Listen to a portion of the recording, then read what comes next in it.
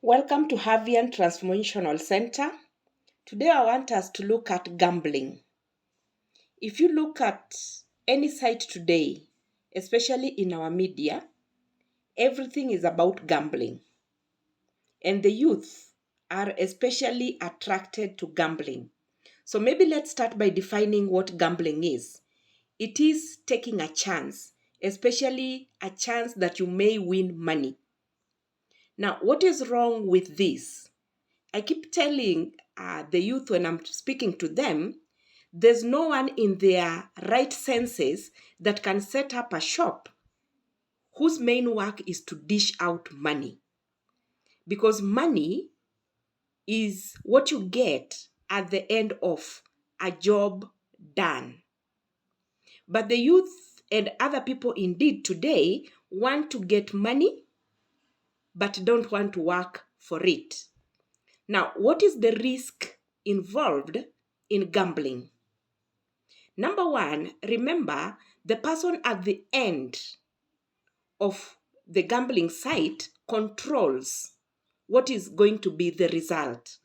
So you have no way of knowing beforehand what the results will be.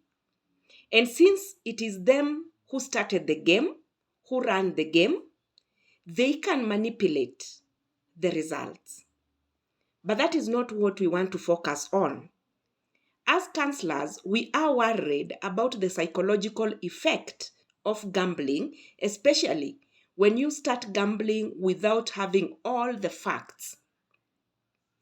I was talking to a group of young men, newly employed, and these young men are, one, neglecting work because most of their time is being used on gambling sites. Number two, they are not able to meet their needs. We are talking about rent, we are talking about food, we are talking about clothing.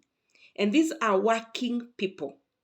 But unfortunately, most of their money is spent on gambling sites. We risk, especially when it becomes now an addiction, we risk the compulsive gambling disorder. This is where you are not able to control the urge to gamble.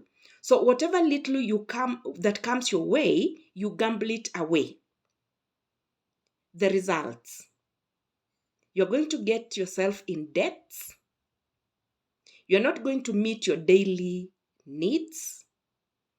You might turn into robbery, fraud, and other means of getting money very quickly.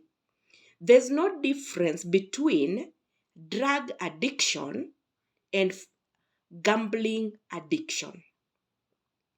And there's a very big difference too between a person who takes calculated risks. We know all life is about chancing, but many people take calculated risks. What does that mean? It means they will have looked at the risks beforehand, what they are going to lose or what they are going to gain. And if what they are going to gain outweighs what they are going to lose, then they'll get into that business. Let's take a case of people who invest in shares or bonds or anything long term, even buying real estate. It is a gamble of some kind, but the risks are well calculated. Maybe in the future, they may lose or they may gain. But they did all the math. They put the one and one together before they took that risk. But with gambling, you don't control anything. You don't control the odds. We are going to talk about gambling. This is Havian Transformational Center. Wait for part 2.